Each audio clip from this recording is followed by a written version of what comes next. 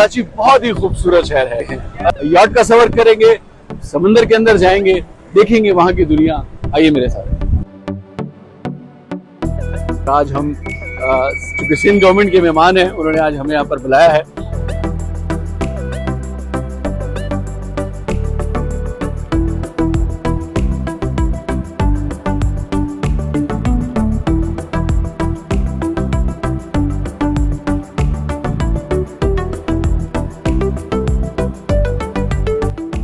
वाकई की कराची बिल्कुल बदल चुका है। मैं तो सिर्फ अभी यही कहना चाहूँगा कि अभी तो इब्तिदा है, आगे आगे देखिए होता है क्या।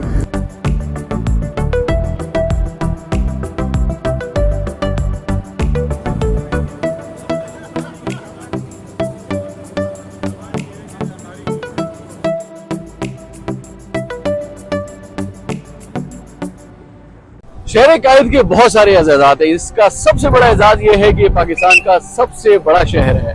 यहाँ पर रातें जागती हैं, दिन में लोग सोते हैं ज्यादातर, और कराची बहुत ही खूबसूरत शहर है। सबसे ज्यादा इसकी खूबसूरती जो है वो समंदर है।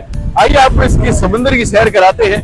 मनोड़ा बीच पर इस वक्त हम मौजूद हैं, और ये वो जगह है कि जो कराची से 20 से 22 किलोमीटर के फासले पर है। दो रास्ते हैं इसके, एक रोड के जरिए आने का है, और अगर आप किमारी की तरफ से आते हैं तो आप बोट के जरिए भी यहाँ पर आ सकते हैं। याट का सफर करेंगे, समंदर के अंदर जाएंगे, देखेंगे वहां की दुनिया। आइए मेरे साथ। आज हम चूंकि सिंध गवर्नमेंट के मेहमान हैं, उन्होंने आज हमें यहाँ पर बुलाया है, और ये सफर करेंगे, देखेंगे। सारे हमारे साथी यहाँ पर मौजूद हैं, जो कि इनसे हम बात करेंगे, याट के अंदर बात करेंगे।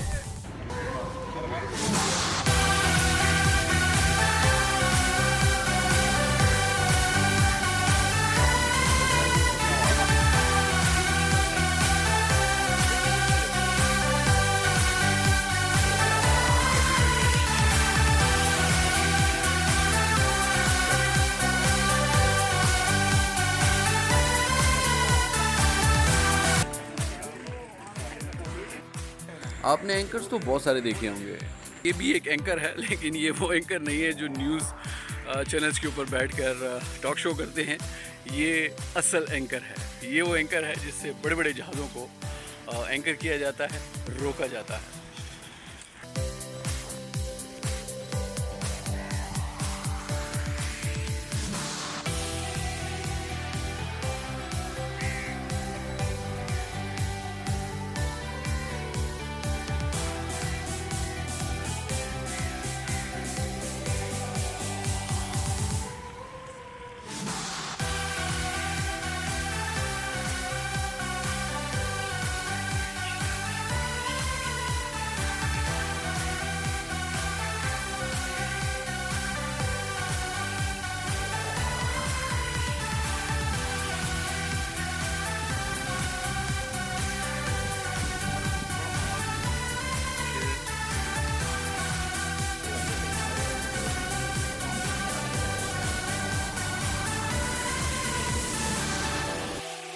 आजे सर ऊपर आजा सब बाबा इधर चलो सर मजा लेने दे इधर जो मजा लेने दे मजा ऐसे अकेले के साथ है। समंदर अभी नहीं, अभी मजा बहुत जगह है, खड़ी बात में जाने जाता चलिए।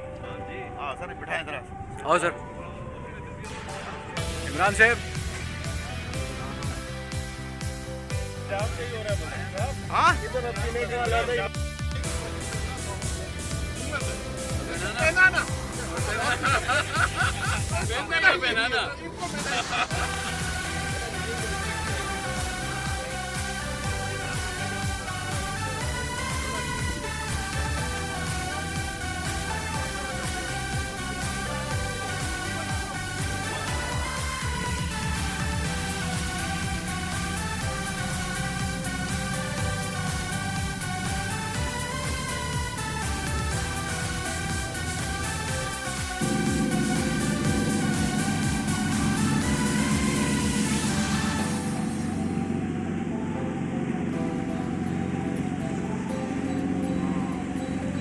फाइनली हम मनोड़ा बीच से आ गए हैं इस याट के अंदर, और बड़ा ज़बरदस्त हमारा सफ़र जा रहा है।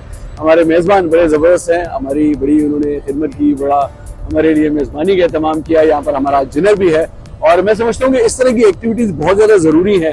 ये मनोड़ा बीच है और ये मनोड़ा के साहिल पर ये वो कश्तियां हैं जिसमें बहुत बड़े बड़े बहरी जहाज भी हैं। समंदर पाकिस्तान की एक बहुत बड़ी कुवत है और इस कुवत को जो है बड़े अच्छे तरीके से इस्तेमाल किया जा सकता है। मेरे साथ मौजूद हैं हमारे बड़े सीनियर दोस्त और साथी इमरान याद साहब। इमरान भाई, मनोड़ा का साहिल है, समंदर है और यॉट है और हम दोनों में क्या कहेंगे, कितना जबरदस्त है ये एक्टिविटी है हमारे लिए? प्यारी हवा चल रही है, हवा बड़ी चीज हवा चल रही है और इंतहाई तेज हवा चल रही है। यकीन करेंगे कि जैसे सोचा था उससे बढ़ के निकला। और इस यॉट के बारे में अगर आपको मैं बताऊं तो ये 2 पोर्शन में है, नीचे भी तो एक एरिया है और ऊपर भी लोग बैठे हुए हैं।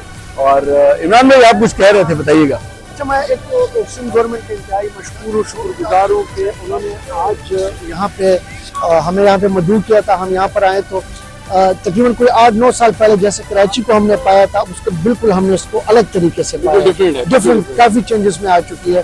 तो मैं सिंध गवर्नमेंट का इंतहाई मशहूर हूँ कि उन्हें ये 7 रोज़ा जो प्लान था उसमें हमने कराची को देखा, कराची को एक्सप्लोर किया, तो वाकई की कराची बिल्कुल बदल चुका है। कराची बहुत बदल चुका है। खुद कराची में बहुत वक्त गुजारा हुआ है और यकीनन कराची के हवाले से मैं आपको बताऊं कि कराची आज से 10 साल पहले तक की अगर हम बात करें तो उससे काफी ज्यादा चेंज हो चुका है। मनोड़ा के साहिल से हम रवाना हुए और इस वक्त हम बीच समंदर में मौजूद हैं। किस जगह पर हैं कोई पता नहीं है, लेकिन बड़ी खूबसूरत जगह है। हमारे मेज़बान हमारे साथ मौजूद हैं, उनसे हम बात करेंगे। सलीम साहब। बिस्मिल्लाहिर्रहमानिर्रहीम। मैं तो सिर्फ अभी यही कहना चाहूँगा कि अभी तो इब्तिदा है, आगे आगे देखिए होता है क्या। जब आप यहाँ से बाहर जाएंगे, अभी तो कल आप कराची में ही हैं और कराची में भी हम आपको कल गवर्नमेंट का प्रोजेक्ट दिखाएंगे। सुबह हम आपको साइबर नाइफ पे लेके जाएंगे, फिर इन्फेक्शस डिजीज़ का हॉस्पिटल दिखाएंगे, रेस्क्यू 1112 दिखाएंगे, फिर जैसे शर्जील साहब ने आपको बताया पिंक बस है, इलेक्ट्रॉनिक बस है, वो भी दिखाएंगे हम आपको। उसके बाद हम आपको अर्बन फॉरेस्ट दिखाएंगे। अर्बन फॉरेस्ट एक यूनिक मंसूबा है जिसमें जो है ना शहर के अंदर जंगल का तस्वुर किया है और वो क्लिफ्टन पे है, वो करीब ही। फिर उसके बाद आपने मिट्टी जाना है, मिट्टी में जो थर कोल है उसका विज़िट करेंगे।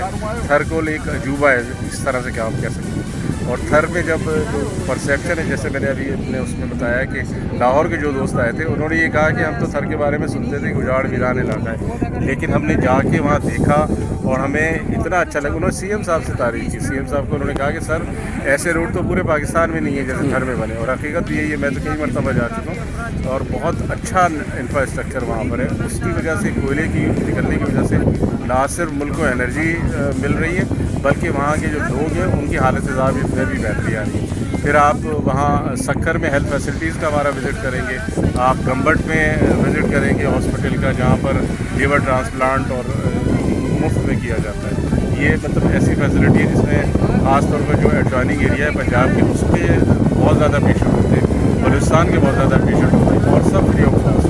और जो सुबह आपको साइबर नाइफ लेके जाएंगे वो भी फ्री ऑफ कॉस्ट।